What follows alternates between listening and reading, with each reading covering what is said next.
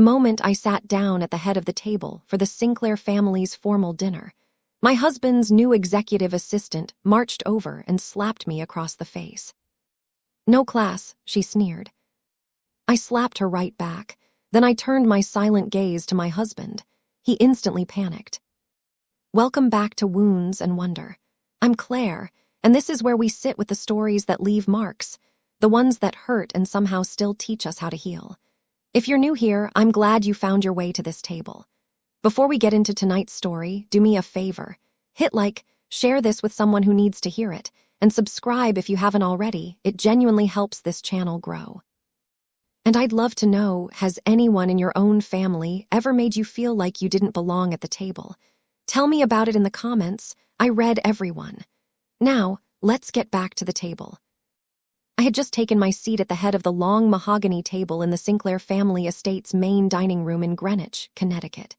When Brianna rushed toward me and struck me, the force of her palm was shocking, and the sharp crack of the impact silenced the entire room. Around the table, a dozen Sinclair relatives sat frozen. Some were mid-sip from crystal wine glasses. Others were half-risen from their chairs, polite smiles frozen stiff on their faces. Brianna stood in front of me, dressed in a pale beige designer power suit, a Sinclair Industries corporate badge clipped to her chest. She was Ethan's new executive assistant, hired 3 months earlier in Manhattan. In that short time, she had somehow become the most frequent non-family visitor to the Connecticut estate. "Mrs. Sinclair," she said, her voice unnervingly steady even after hitting me. "Even as Ethan's wife, you don't get to disregard tradition. The head of the table is reserved for family elders, not for you to take whenever you please." I raised a hand to my cheek. It stung with a fiery heat. Ethan was standing a few feet behind her. He'd been on a phone call when the commotion started. His eyes moved from my face to the chair I was sitting in to Brianna's still-raised hand. The color drained out of him. I didn't cry. I didn't ask him why. I simply stood and with one clean backhand returned the slap. The blow snapped Brianna's head sideways. She stumbled against the back of a nearby chair, eyes instantly welling. I looked at her, my voice low and even. "First, grandmother Charlotte herself asked me to sit here before she passed. Second, you are not a Sinclair. Third, if you ever put your hand on me again, I will not stop at one." Brianna clutched her cheek like she'd survived a tragedy. "Ethan," she whimpered, but he was already striding over. I thought he'd look at the mark on my face first. Instead, "Claire, why did you hit her?" The relatives came back to life all at once. Someone murmured, "She's always been so impulsive, that one." Others turned pitying looks toward Brianna, whose tears arrived right on cue. "Ethan, I was only worried she was in the wrong seat and would embarrass the elders. I didn't think she'd get so angry." A short, humorless laugh escaped me, and it pulled at the bruised skin on my cheek, a sharp little reminder of reality. I looked at Ethan. "You think I was in the wrong, too?" His mouth opened. No answer came. That was the answer. Slowly, I twisted the diamond wedding band off my left ring finger. 3 years I'd worn it. The inside was engraved with his initials. On our wedding day, he'd slipped it on himself and promised, "The position of Mrs. Sinclair is yours, and yours alone." I set the ring on the leather-bound estate ledger lying on the table, the one grandmother Charlotte had given me before she died. It held everything: the formal dinners, the charity galas, the social calendar, the elders' medication schedules, the private loans quietly extended to relatives. For 3 years, no one had ever asked how I managed all of it. They simply grew used to every dinner being flawless, every gift arriving on time, every birthday remembered, every elder escorted to their Manhattan specialists. They assumed it was Sinclair prestige, effortless and inherited. In reality, it was me, holding the seams together where no one could see. I picked up the ledger. My voice landed quiet and flat, like a blade set down on wood. "Since apparently I have no class, I won't be managing tonight's dinner." My mother-in-law, Patricia, was the first to frown. "Claire, what kind of scene is this? Our whole family is here. Must you air our business in front of everyone?" I looked at her. 3 years ago you told me the wife of the Sinclair heir must be gracious and capable. So for 3 years before every single dinner in this house, I finalized the menu, arranged the seating a day ahead, supervised the private chefs, and settled the final bill after everyone went home. I paused. Tonight, Miss Brianna informs me I have no class. Patricia's jaw tightened. What is that supposed to mean? I didn't answer her. I held the ledger to my chest and turned to leave. Brianna stepped in front of me. Mrs. Sinclair, that ledger belongs to this family. You can't just take it. I stopped. Do you even know what's in here? She froze. You don't know grandmother Charlotte was allergic to shellfish. You don't know Uncle Richard's granddaughter has a severe peanut allergy. You don't know Aunt Carol, a widow still in recovery, doesn't drink at celebrations. You know nothing. And yet you lecture me about family. Her face went pale. Several relatives shifted uncomfortably. Finally, Ethan spoke. Claire, put the ledger down. We'll talk at home. I looked at him, and for the first time in 3 years, he felt like a stranger. It wasn't that he didn't understand what the ledger meant. He simply never imagined I'd actually walk out with it. I glanced down at the ring on the table. You asked me why I hit her. I met his eyes. Now I'll tell you, because she put her hand on my face and she stomped on my place in this family, and you, with your silence, let her. I did not. His jaw tightened. We'll see, once the accounts are settled. I walked out. No one followed. At the front doors, Walter, the estate's longtime manager, the one person who truly understood how I'd kept this house running, came jogging out from the kitchen wing, tablet still in hand, eyes red. Mrs. Sinclair, your face. I shook my head.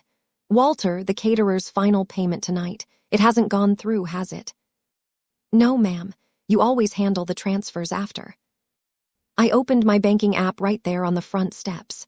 7 recurring transfers sat queued: the formal dinner account, the pharmacy auto debits, landscaping, staff stipends, holiday trust distributions.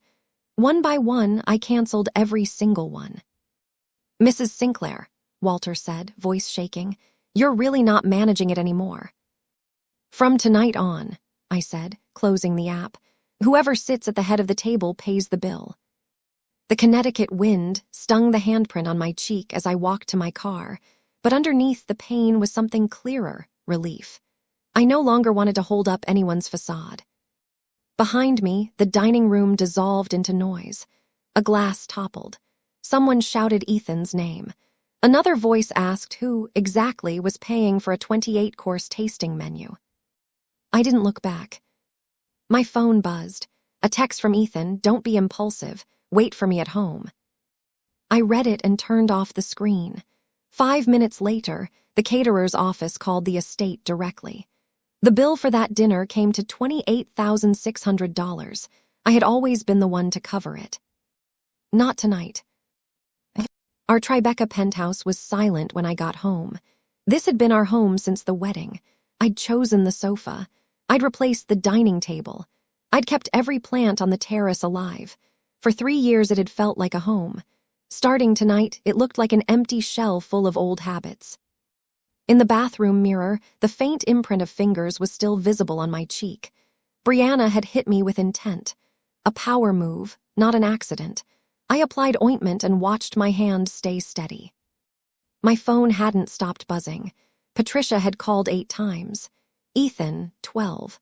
The family group chat had 99 unread messages. I opened Patricia's voice memo and let the transcription run instead of listening. Claire, it was a family dinner.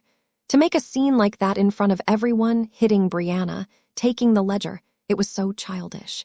She's young and a little rash, but as Mrs. Sinclair, you should have some grace.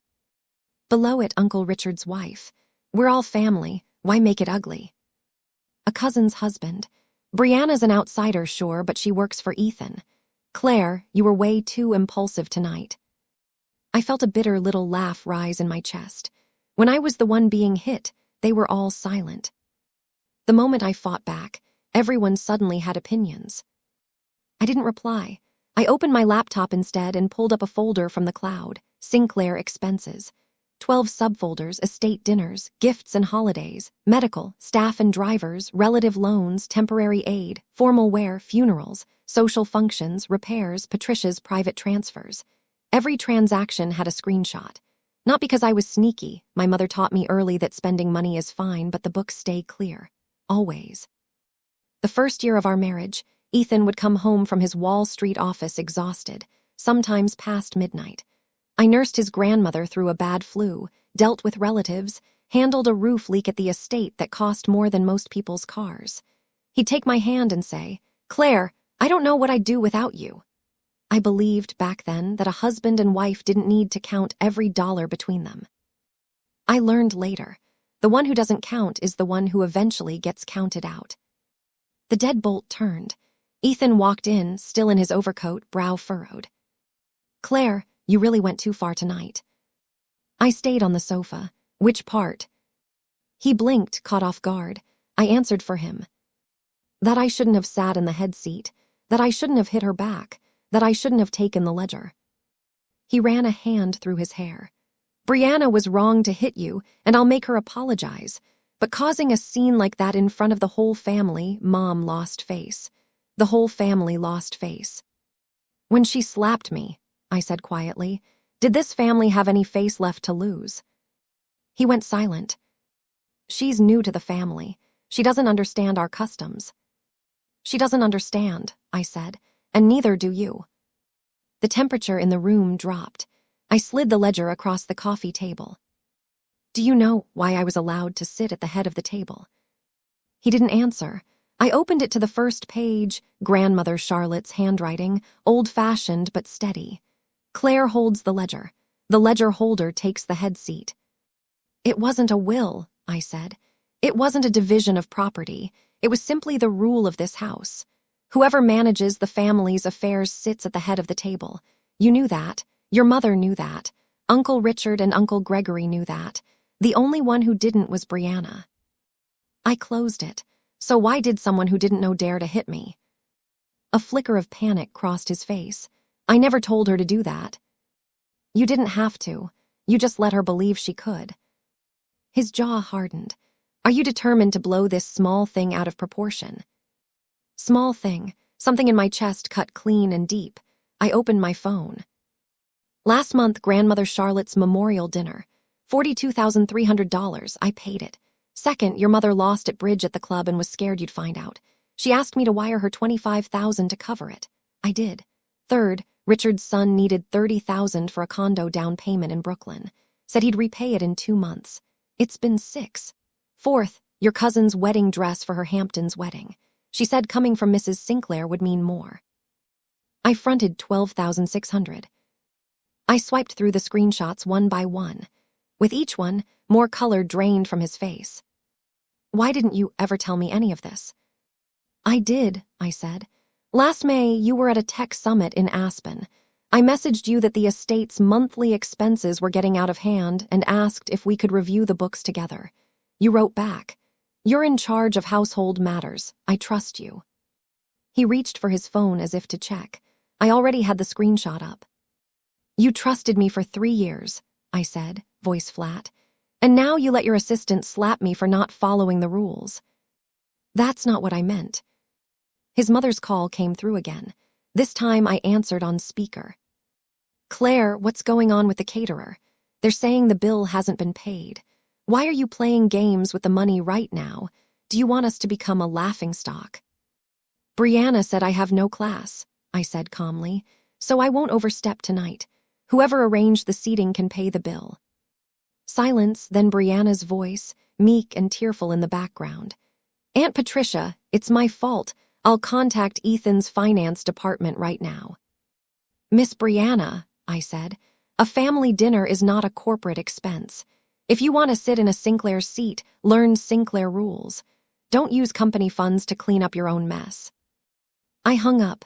The apartment went quiet again, just the two of us. "You never used to be like this," Ethan said. "Like what?" He didn't answer, so I did. "Before, I would have paid the bill, cleaned up the mess, covered for your mother's lies, smoothed over the relatives, pretended not to notice when you brought your assistant back to the estate." I stood, walked to the drawer where we kept the backup card linked to all the estate's recurring expenses, and in front of him, cut it in half with kitchen shears. From tonight, I'm no longer cleaning up this family's messes. His anger finally surfaced. What do you actually want? A divorce, I said, and before that, we settle the accounts. His face froze. I didn't explain further. I left his clothes untouched in the closet and packed only what was mine: documents, the ledger, my laptop, a few changes of clothes. He stood in the doorway, motionless, then grabbed my wrist as I passed. Claire, over one slap. I looked down at his hand, then pried his fingers off one by one. Not because of the slap. I met his eyes. Because when that slap landed, I finally saw clearly which side everyone in this family was standing on. The elevator doors closed on him standing there, phone already ringing, his mother's frantic voice bleeding through the speaker before the doors sealed shut. I leaned against the cool metal wall and exhaled, long and slow. The first bill was finally being collected. The next morning, Brianna posted on Instagram, her own reddened cheek, the wrecked dining table, a caption that read, "Some seats don't belong to you just because you're sitting in them. Shame that speaking the truth gets you hit. She never named me. She didn't have to." Within the hour, I had a private message from Richard's wife. "Claire, Brianna's just a young girl. Don't stoop to her level. You didn't look good hitting her." Then from Richard himself, "Bring the ledger back. Don't air our problems in public." I saved a screenshot of Brianna's post and replied to Richard, 3:00 this afternoon. I'm coming to the estate to settle an account. He wrote back, "What does that mean?" I didn't answer. That afternoon, I brought my laptop and a folder of documents back to Connecticut. The main hall was fuller than the night before. Brianna sat beside Patricia, foundation thin enough that the fatting mark on her cheek still showed. Ethan sat near the empty head of the table. No one had dared sit in it. Patricia gave me a cold look. "So you know how to come back." I ignored her and set the folder down.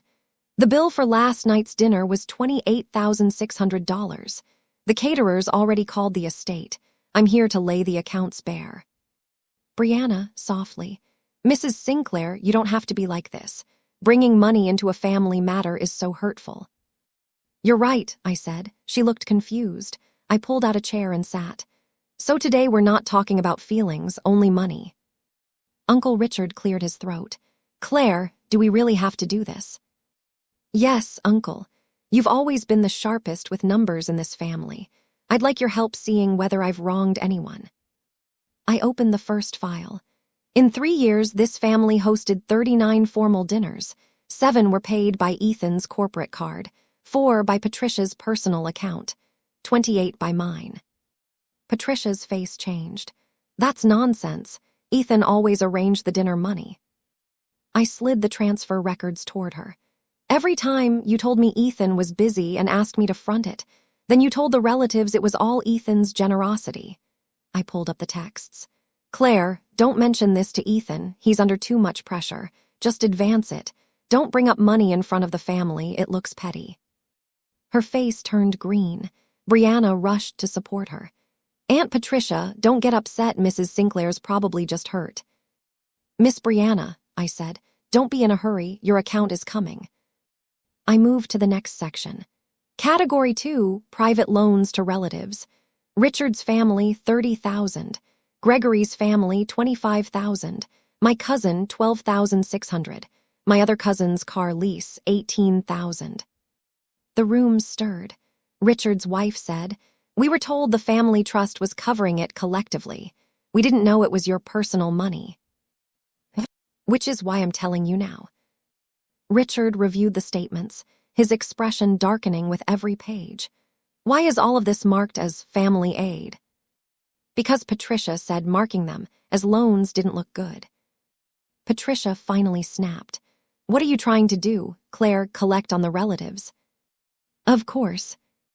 The room exploded. Someone called me crass. Someone else said I had no sense of family loyalty. I waited until they finished, then produced a third file. "There's one category that doesn't need repaying," I said. Grandmother Charlotte's private nursing, medication, follow-up visits in Manhattan. I paid those willingly. I looked at Ethan. Because she was good to me. The rest, either resolve it or advance it, it needs to be cleared. Don't use family like a napkin and then complain it's dirty. Brianna spoke up. Mrs. Sinclair, pressuring the relatives like this makes things very hard for Ethan. I laughed. You haven't even married into this family, and you're already worried about making things hard for him. Her face went white. I pulled out a purchase order. Last night's lobster bisque, you ordered it. Yes, for Aunt Patricia. 32 portions at $250 each. 8,000 total. I called the supplier this morning, I said, laying a handwritten receipt beside it. What was actually delivered was cheap crawfish chowder. $900 for 32 portions. Dead silence. Miss Brianna, where did the other $7,100 go? She looked at Ethan. I don't know, I just forwarded the quote to Aunt Patricia. Of course you can say that, I said. But you sent the order to Walter, and you're the one who switched suppliers. Walter stepped in from the doorway with his own tablet of receipts. Mrs. Sinclair is correct. The estate has always used an approved vendor list. Last month, Miss Brianna said Ethan authorized her to handle procurement. I warned her that Grandmother Charlotte's menus shouldn't be changed without cause.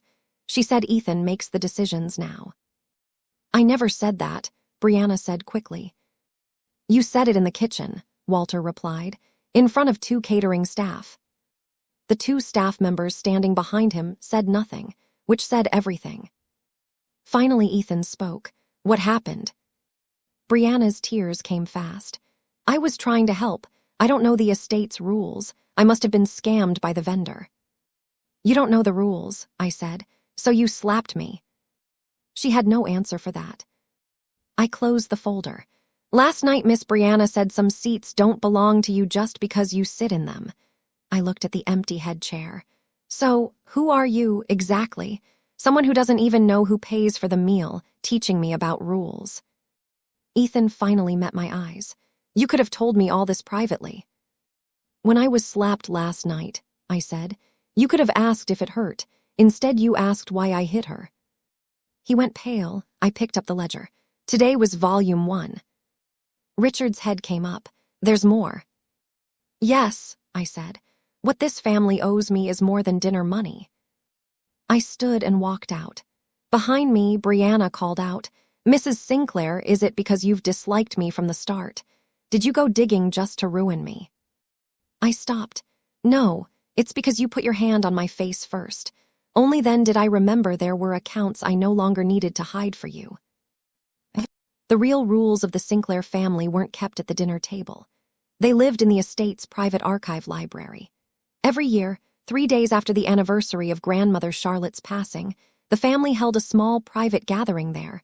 No outside guests, just direct family, a moment of silence, a reading of her old letters, coffee afterward. Grandmother Charlotte used to say the Sinclairs could lose their fortune on Wall Street, but never their sense of decency. For 3 years, I'd arranged that gathering. This year, Patricia didn't tell me. Walter called instead, voice hushed. Patricia's put Miss Brianna in charge. She said you've been emotionally unstable lately, and that the head seat and the ledger belong to the family. If you know what's good for you, you'll return them. I laughed once. Fine, I'll be there tomorrow. The next morning, Brianna stood outside the library in a demure dress, seating chart in hand, directing staff. Mrs. Sinclair, you're here. Aunt Patricia thought you'd rather rest with so many people today. Who told you to arrange this? This is a private family matter, she said, chin lifted. An outside hire at the door of the family archive, lecturing me about private family matters. I walked around her toward the doors. She grabbed my arm. Please don't make this difficult for me. Brianna, the first time you blocked me was in the dining room. This is the second. I looked down at her hand. Are you sure you want a third? Her hand dropped. Inside, the elders were already seated. Patricia stood before the memorial display. Seeing me, her face darkened. Who let you in? If the person who holds the ledger and sits at the head seat is absent, I said, Who's supposed to offer the first respects? You think highly of yourself, Patricia sneered. Fighting with Ethan the way you are, and you still have the nerve to stand before our ancestors. I didn't argue. I set a document beside the display, a notarized copy of a family trust agreement, signed 3 years earlier, witnessed by grandmother Charlotte, Uncle Richard, and Walter. Richard picked it up, his brow furrowing as he read. It wasn't about property or inheritance. It was a measure grandmother Charlotte had put in place near the end of her life, nomming me, the new daughter-in-law, as keeper of the family ledger and operating accounts. All expenses for dinners, charities, medical care, and memorials were to be managed by Claire Sinclair, and the ledger holder could not be replaced without cause. Patricia's face turned ugly. The old woman is gone. You're really going to wave a piece of paper at us? Mom, yesterday you said I had no class. Today I brought the rules and you call it pressure. She had nothing to say to that. Ethan walked in, clearly not expecting me. Today's seating chart, did you tell her to change it? Patricia answered for him. I did. I wasn't having you sit at the head with that sour face. Then let me ask, I said, why is Uncle Gregory seated ahead of Uncle Richard? In this family, seniority among the elders was sacred. At a memorial, getting it wrong wasn't an oversight, it was an insult. Uncle Gregory looked older, Brianna stammered. You know your rules well, Richard said coldly. And our cousin, I continued, still in mourning for her husband, you seated her right beside the pastry table, the loudest spot in the room. Were you trying to humiliate her? I didn't know, Brianna said. Exactly. So what right did you have to arrange this family's memorial? The room went dead silent. Brianna, step outside, Ethan said, quiet but cold. She bit her lip and left. I felt no satisfaction. What chilled me was that it had taken him this long to say something. During the memorial, Richard murmured, we didn't have the facts straight. I didn't take it as an apology. I simply followed the rules grandmother Charlotte had left, rearranged the seating, swapped the mugs, moved our cousins somewhere quieter. Afterward, Ethan followed me out. You came prepared today. I did. Not from the dinner, I said. It started the day you let Brianna answer a call meant for me, 2 months ago. I was delivering your mother's medication and called to ask if you'd be home for dinner. She answered instead. Ethan's in the shower. If it's a family matter, you can tell me. That's when I knew the boundary had already blurred. I know, I said before he could offer another excuse. Just busy, just tired. She just doesn't know the rules. I'm just being sensitive. Line up enough excuses, Ethan, and they form an answer. Genuine panic flickered in his eyes. I never meant for her to replace you. She was already standing at the door of our family archive, I said, blocking my way. He had nothing left to say. My phone buzzed. Patricia had sent an image, a draft divorce agreement from her attorney. Claire Sinclair voluntarily relinquishes all rights to manage the estate, will not seek reimbursement for expenses incurred during the marriage, will not interfere in Ethan Sinclair's personal life, will leave with nothing. I saved it to a new folder. Patricia, coerced divorce evidence. Her turn was coming. In the small management office at the carriage house, where grandmother Charlotte once kept the old ledgers, Walter met me at 2 with an archive box of receipts he'd saved. Some Patricia took, some Brianna replaced, but I kept digital copies from the kitchen. His eyes were red. I've worked for this family almost 20 years. Since grandmother Charlotte passed, no one in this house has genuinely cared for you. My fingers tightened around the pen. She'd been the only one who truly treated me like family. I understood now that Ethan had simply let me carry it all alone while he drifted further away. We worked until 7, verifying every expense. Over 3 years, Patricia had privately requested $387,000 from me. Spa memberships, bridge debts, gifts for friends, help for relatives, a watch for Ethan, and a wardrobe for Brianna. That last one stopped me cold. Patricia said to buy them, Walter said, checking the log. She said when Miss Brianna went to galas with Ethan, she couldn't look shabby and embarrass the family. When she asked you to wire the money, she called it your cousin's gown. I found the text. Claire, your cousin needs a designer gown for her engagement party. Wire me the money, don't let people think we're stingy. $12,600, 2 months ago. That same night, Ethan had taken Brianna to a Met Gala in a champagne-colored designer gown, photographed at his side, splashed across the society pages. I'd asked him about it once. He said it was a corporate requirement. Apparently, the corporate requirement had come out of my checking account. I stared at the transfer and laughed, quiet and bitter. Walter looked concerned. It's nothing, I told him. Just my heart getting one more layer of frost. At 8, Ethan called. Where are you? The management office. A pause, still going through the books. Ethan, did you know your mother used my money to buy Brianna's Met Gala gown? Dead silence on the line. $12,600. Memo says cousin's engagement gown. I didn't know, he said finally. Of course you didn't, I said. You only knew she looked appropriate standing next to you that night. He said nothing for a long time. I'll have Mom pay you back. Ethan, do you still think this is about money? Then what is it? It's about all of you using my effort to buy social favor, I said. Using my silence to protect your image. Using my marriage to clear a path for someone else. I hung up. Walter, standing nearby, said quietly, Mrs. Sinclair, Miss Brianna's here. I looked up. Brianna stood in the doorway in a white cashmere dress, the mark on her cheek faded now, her arrogance gone, replaced with something fragile and rehearsed. I'd like to talk, she said, closing the door behind her. I know you don't like me, but Ethan and I truly just have a professional relationship. I said nothing. I was impulsive that night, she said, voice dropping. Do you know why Ethan let me get involved in family matters? Something in her expression sharpened, like she'd finally found her weapon. Because he said you're too cold, you never fight for anything, you never ask, like it doesn't matter to you whether he's even in this marriage. He wanted to see if you'd care. My pen stopped. So you slapped me because he asked you to? No, Ethan would never. Do you know why I never fought with you, Brianna? She said nothing. Because a person isn't a chair you can push your way into, and a marriage isn't a country club table you earn a seat at by shoving hard enough. I watched her face pale. You think Ethan letting you answer his calls, letting you tag along to galas, letting you into this estate, you think that was him giving you a chance? I leaned in.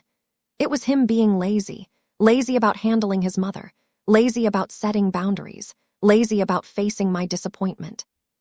So he pushed you forward to enjoy the fantasy of 2 women fighting over him.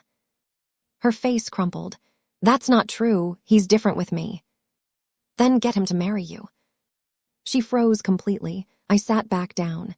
Get out, I have accounts to finish. She didn't move. Instead, she reached for a stack of purchase orders on the desk. Walter blocked her instantly. In the scuffle, papers scattered to the floor. I bent to gather them. One was a security deposit receipt from when she'd switched catering vendors last month. The payee wasn't the vendor. It was her personal account. $5,000. Her face went ashen. So it wasn't that you didn't know the rules, I said slowly.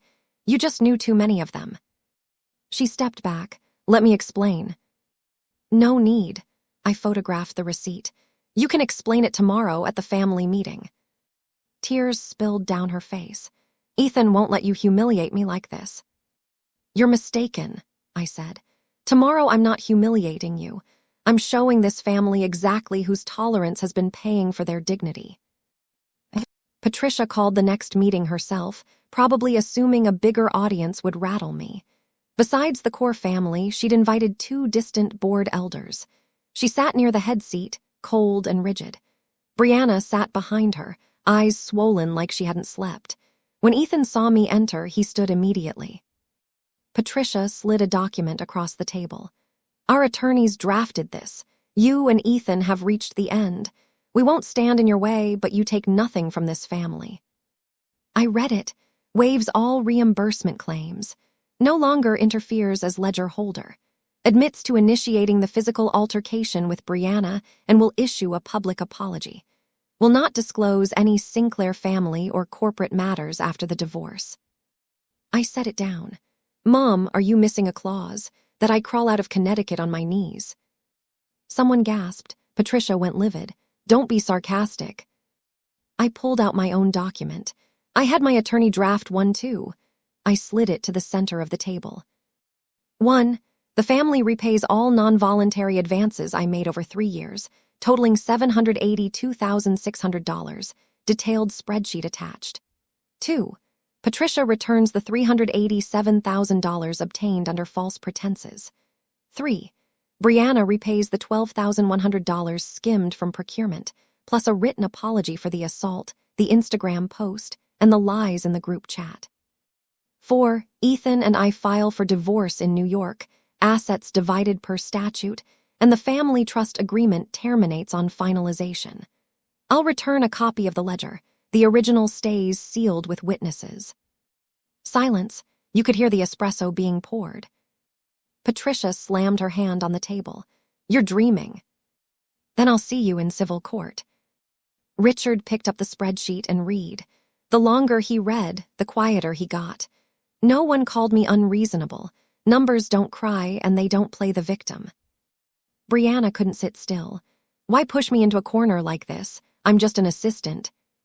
When you slapped me, I said, you didn't act like just an assistant. Brianna, stop talking, Ethan said low. She snapped instead. Who was I doing it for, Ethan? You. Claire's been so cold to you for years. How many times did you say you'd rather stay at the office than come home? She doesn't even care about you. The room turned to Ethan. His face went white. When did I tell you to say that in front of everyone? It's the truth, Brianna cried. You said she'd never get jealous, never make a scene, never even ask where you were. You said you wanted to see if she'd care. So I. Enough, Ethan barked, standing. I sat there, drained of even the energy for sarcasm. My guess had been right. A man in his mid-30s, a CEO, and his method for handling a marriage was to let another woman trample through our life just to see if I'd fight for it. It wasn't that I didn't care. I cared too much. That's exactly why I'd given him the dignity of my silence over and over. Is what she said true? His eyes were full of panic. I never wanted her to hurt you. I'm asking if you used her to test me. Silence, again the answer. I picked up my pen and added a final clause to my document. 5. Ethan Sinclair acknowledges long-term negligence in maintaining marital boundaries with a subordinate, contributing to the breakdown of the marriage. His face went white. Claire. Sign it or don't, I said. Your choice. Patricia erupted. He will not sign that. You've lived in that penthouse 3 years, eaten our food, and now you bite the hand that fed you. Mom, I've eaten the Sinclair's food, I said, flipping to the ledger's last page. My personal account has averaged $20,000 a month into this estate's operating budget for 3 years. I never touched a cent of the living allowance Ethan gave me. It's still sitting in our joint account at Chase. You say I ate your food. Fine. Let's total every utility, every meal, every prescription, every staff salary, every gift, and see exactly who owes whom. Patricia had nothing left to say. Brianna started crying again. Do you have to be this aggressive? If I were truly being aggressive, I said, you wouldn't be sitting here right now. Ethan's voice was rough.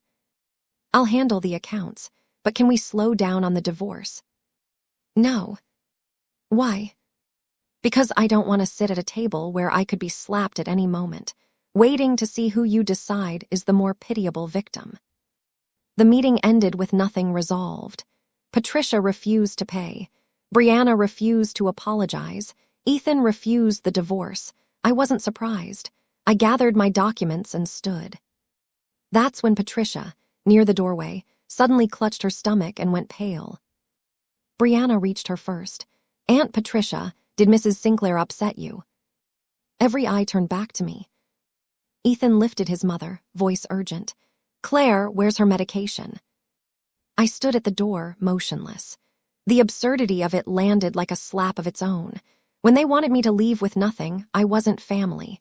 Now that she was sick, suddenly I was the only one who knew where the pills were kept. In the family group chat files, I said calmly. Posted 3 times. Patricia was rushed to Greenwich Hospital. Brianna's face was ashen in the waiting area. I didn't know Aunt Patricia couldn't eat spicy food. You handled all this before, why didn't you tell me? I pulled up the group chat archive. 3 months earlier, the first time Brianna joined a family dinner, I'd posted a PDF of Patricia's dietary restrictions, her chronic gastritis, her patient ID, the location of her emergency medication. I handed the doctor my phone. This is very detailed, he said. I scrolled to the reply thread. Patricia, noted. Ethan, got it. Brianna, thank you, Mrs. Sinclair, I'll remember this. Did you remember? I was busy. Walter confirmed from the back of the group that Brianna had the list torn down off the kitchen fridge that same morning, said it looked untidy. So you tore down what she can't eat, I said, and then ordered her spicy Cajun shrimp. I didn't know, Brianna sobbed. Not knowing doesn't mean you're not responsible. The doctor returned. She's stable, acute gastritis, diet triggered. The family needs to be more careful. When Patricia was wheeled out, her gaze caught mine, then slid away. What are you doing here? Proving I didn't poison you. Brianna knelt by the bed. Aunt Patricia, I'm so sorry. Patricia patted her hand weakly. It's not your fault. You're not family. It's normal you wouldn't know. Funny thing to say. If it was normal for a non-family member not to know, what right did she have to slap me for having no class? I handed Ethan a printed care checklist. 3 copies, whatever agency you hire, Walter. As of today, I'm no longer responsible for your mother's care. I'm not dead yet, Patricia said, stiffening. You said it yourself, Mom. Brianna isn't family, so it's normal she doesn't know. I paused. Soon, I won't be family either. Don't say things like that in a hospital, Ethan said low. Then where should I say them? You wouldn't let me speak at dinner. You wouldn't let me into the memorial. At the family meeting, you wanted me gone with nothing. This is the quietest room we've had all week. Our cousin, the widow, spoke up softly. Claire was always so careful. Last year she arranged herbal tea just for me when I couldn't drink at the gala. Gregory added that she'd once had the clubhouse prepare juice when his blood sugar dropped. Richard looked at Patricia. All this time, we thought it was you arranging these things. Patricia's face was a mask of humiliation. Brianna, swaying, I'll never be as good as Mrs. Sinclair. Caring for an elder isn't winning people over, I told her. It's remembering what they can't eat, sitting with them through the night in an ER, laying out the medication correctly, even after they tell you it still wasn't enough. Ethan looked at me, something sharp finally landing. 3 years. Why did you never say you were tired? I did, I said. You just didn't listen. He followed me to the parking garage. I'll drive you home. No need. Can you please just come home, even for a few days? The house is chaos with Mom like this. Are you still trying to get me to clean up the mess? No, You just thought I'd go back, I said. Lay out medication, plate the relatives, soothe your mother's ego, and clean up whatever Brianna breaks next. And then wait for the next time someone tells me I have no class. The elevator doors opened. He whispered, I was wrong. First time he'd ever said it. It landed too late. You weren't wrong today, I said. You were wrong because you thought I'd never leave. The doors closed. I moved into the small Brooklyn Heights apartment my mother had left me, a 1-bedroom, nothing grand, but the window looked out onto a row of elm trees. No mahogany here, no calls from Patricia, no Ethan coming home smelling like bourbon and someone else's perfume. The first night, I slept 8 hours straight. When you're not waiting for someone to come home, I realized even breathing feels lighter. At 10 the next morning, the doorbell rang. Ethan, in the same black coat, dark circles under his eyes, a pharmacy bag in hand. Your face, you need to change the dressing. It's fine now. Let me see. It's not convenient. His fingers stiffened. Once he'd had free access to my space. Now he needed permission to cross a threshold, and it clearly unsettled him. Can we talk? Downstairs, coffee shop. At a window table, he set down a folder. I've reviewed the accounts. Finance will arrange repayment of what's owed. Good. As for Mom, I'll talk to her. Not talk, repay. He closed his eyes. Fine, repay. Then, I didn't come here for this, as I slid over the revised divorce agreement. I did. He stared at it, veins standing out on the back of his hand. Do you have to push everything toward divorce? Ethan, your assistant slapped me. Your mother tried to send me out with nothing. You used another woman to test whether I'd fight for you. Your whole family refused to admit what they owed me. And you're asking if I'm the one pushing. I admit I handled it terribly, he said. I never actually thought about divorce. Because divorce would affect you, I said. Enduring it was only ever my pain. He was quiet a long time. I was wrong about Brianna. When she started, her work was excellent. She was emotionally expressive. You always seemed so calm, no matter how late I came home. No matter what event I went to, you never argued. A bitter smile. Sometimes I wondered if you even loved me anymore. So you brought another woman into our marriage to find out. His fist clenched. I didn't think it would get this serious. Of course you didn't, I said. You just enjoyed her making you the center of her world. You enjoyed watching me finally lose control once someone pushed hard enough. You enjoyed two women fighting over you at the same table. I'm not that kind of person. Then what kind of person are you? He had no answer, so I gave him one. You're the kind who thinks that as long as you're not physically cheating, an emotional one doesn't count.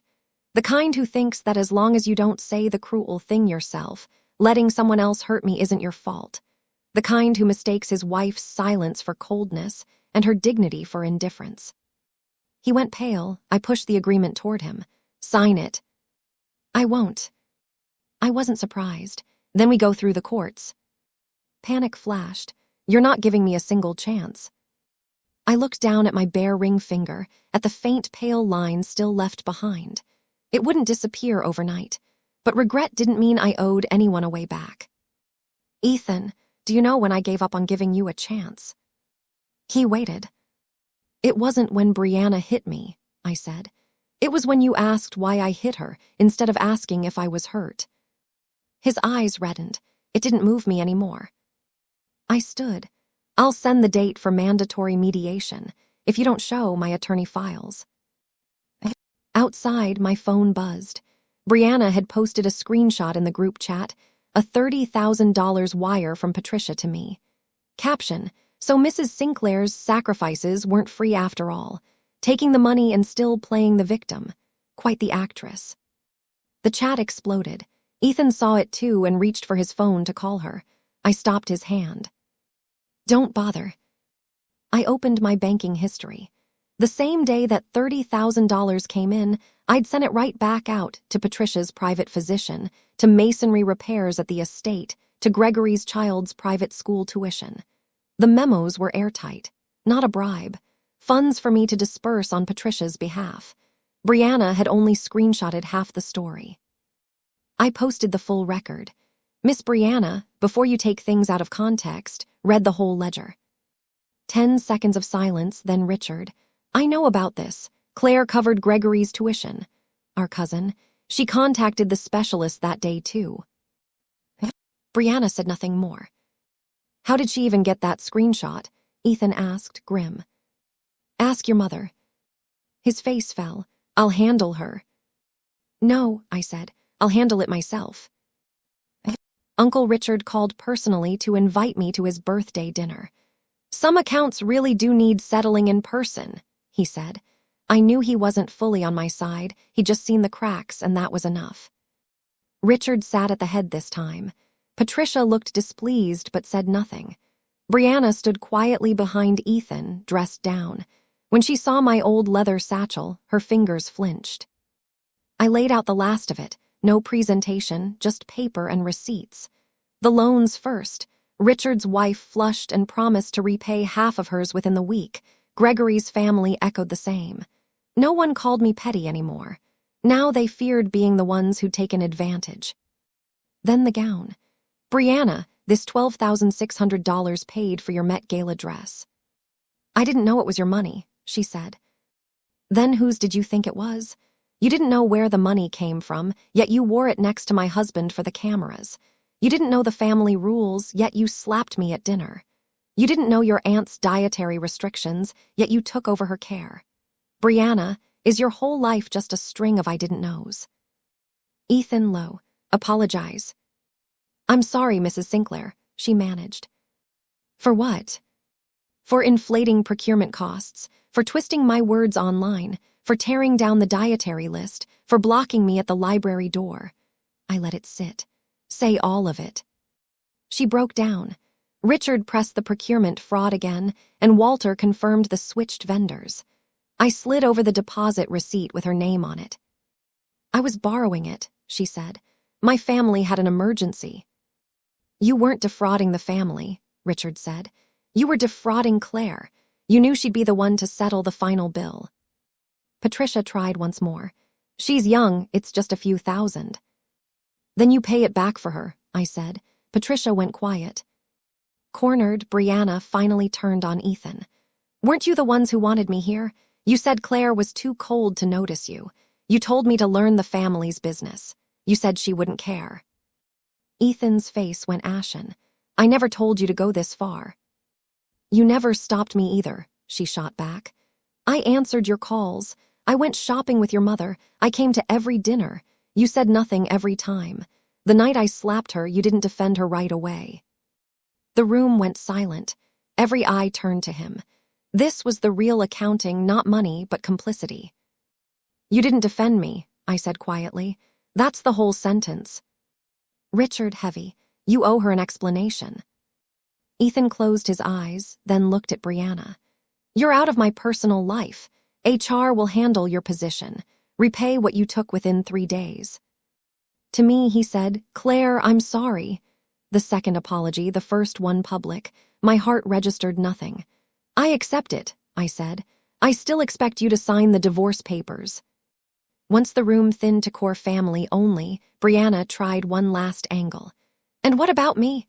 A tool you used and threw away." She wasn't entirely wrong about that. The one who crosses a line is despicable, but the one who opens the door for them is worse. "So you hit me," I said flatly. I stood and walked to the exact spot where she'd struck me. "Say it again, what you said that night." She couldn't get the words out. "You're scared to say it," I told her, "because you finally understand this seat isn't decided by whoever's voice is loudest. I sat there because I carried what came with it. If you want it, fine, first carry 3 years of accounting, medication schedules, dinners, and silence." "I don't want it," she sobbed. "Nobody wants it." "Good." I laid down 2 more documents, a defamation complaint for the posts and the group chat lies, and a formal assault complaint with photos of the injury and my urgent care records. "You hit me first, in front of a dozen witnesses. Whether I filed depends on your follow-through. A written apology, repayment, every post deleted, a correction in the group chat." She wrote the apology with a shaking hand. Her tears splattered the page. I felt no pity. She wasn't crying because she regretted hurting me. She was crying because she finally had to face what came after. Patricia sneered from across the room. "Don't think paper absolves you of everything. The estate keys are still yours. As long as you don't hand them over, you're still a Sinclair." "Are you sure you want them back now?" "Of course." I took out the ring of keys, main gate, management office, medicine cabinet, wine cellar, library, each tied with its own colored string. 3 years of moving through this house with them. Now they felt like chains. "Tomorrow, 10 a.m., front gate, official handover." The next morning, they were all there. Patricia, Richard, Walter, Ethan. Brianna wasn't. She'd moved out of the corporate apartment overnight, suspended pending investigation, her formal lawyer-drafted apology already posted. I didn't need her remorse. I only needed her to stop performing innocence. I removed the keys one by one and laid them on a silver tray. Main gate, management office, medicine cabinet, wine cellar, library, and last, a small brass key to Grandmother Charlotte's old cabinet, the one that held the house rules she'd written just for me. I held it a moment, then let it go. The original ledger stays sealed, jointly held by you and Walter, I told Richard. I'll keep a digital copy for the debt recovery. It's the last time I'll be this thorough. Walter took off his blazer. I'm resigning too, ma'am. I don't know who to listen to anymore. Yesterday it was tear down the dietary list. Today it's reorganize the ledgers. I'm afraid I'll make a mistake and be held liable. I'll arrange an agency for the transition, Ethan said quietly. You should have arranged that a long time ago, Walter answered. I handed Patricia the final document, the full accounting of what she owed, the attorney's letter already on its way. I'm your mother-in-law, she said, hand trembling. Not for much longer. Are you really this ruthless? I looked at the old house, where I'd celebrated grandmother Charlotte's last birthday, nursed Ethan's hangovers, shielded Patricia from criticism, and finally was slapped by an assistant. I wasn't the ruthless one. You blocked every exit. You just didn't expect me to climb the wall instead. Relatives started arriving with repayments within the hour. A cousin wiring $5,000, promising the rest by month's end. Please don't put my name in the letter. Richard's wife with a screenshot of $10,000 more. Before, it was always we're family, no rush. Now that legal channels were involved, everyone was suddenly in a hurry. Patricia's face cycled through white and green. The relatives had flocked to her because she could grant favors with my money. Now the money was gone, and so were the favors. Ethan approached once the crowd thinned. I've reviewed the agreement. I'll sign. I wasn't surprised, and I didn't feel relief either. 3 o'clock, my attorney's office in Midtown. Does it have to be this fast? 3 years was already slow, I said. He closed his eyes. I only understand now how much you did for this family. You didn't just find out, Ethan, I said. You just realized there's no one left to do it for you. At 3, in the Midtown office, Ethan's pen hovered over the signature line a long time before he finally wrote his name. It felt like a seal closing over the past. Walking out, he asked, during the next few weeks, can I still see you? For the proceedings, yes. And for anything else? I didn't answer. He smiled bitter. I understand. Before we parted, he called my name. Claire, if I'd defended you right away that night, would you still have left? The question came too late, but I answered anyway. Yes, a little later, but I still would have left. That slap wasn't the beginning, Ethan. It was the last thread snapping.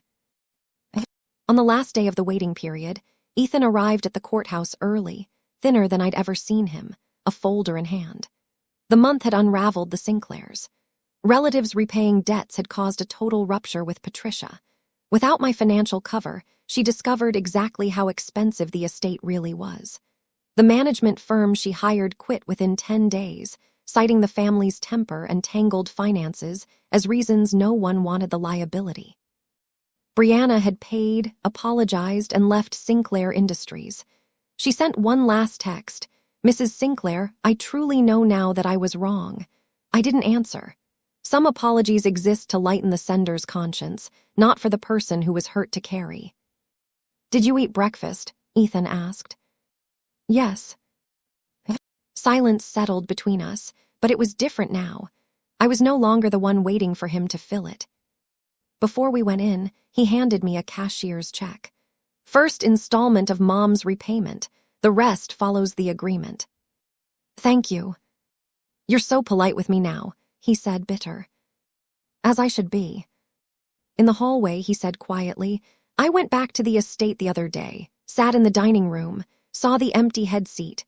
Walter's gone. The kitchen's a mess, Mom's losing her temper at everyone, relatives calling about debts. I finally understood the house never ran itself. You held it all up.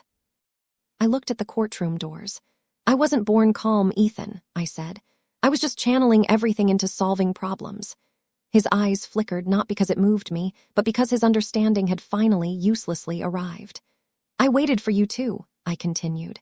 To explain the galas, to notice your mother making my life harder, to keep Brianna on the other side of the line, to ask that night if I was hurt. Instead, you asked why I hit her. His eyes reddened. I'm sorry. I accept it, I said. I'm still not coming back. The bailiff called our names. Inside, the judge confirmed we were divorcing voluntarily. Ethan hesitated. I answered first. Voluntarily. He closed his eyes. Voluntarily. Our marriage was legally dissolved. I put my copy of the decree in my bag, my fingers brushing the ring beside it. I hadn't returned it, not because I couldn't let go, but because I planned to have it melted down and remade into something with my own name on it. Outside, the sun was out. Ethan stood on the courthouse steps. "Claire, do you still hate me?" I thought about it. No. Something lifted in his eyes. "Hate is still a connection," I said. "I don't want any more connections to you." The words landed harder than hate ever could have. He had nothing left to say. The estate eventually hired a real management firm. Every expense now runs through a transparent corporate account.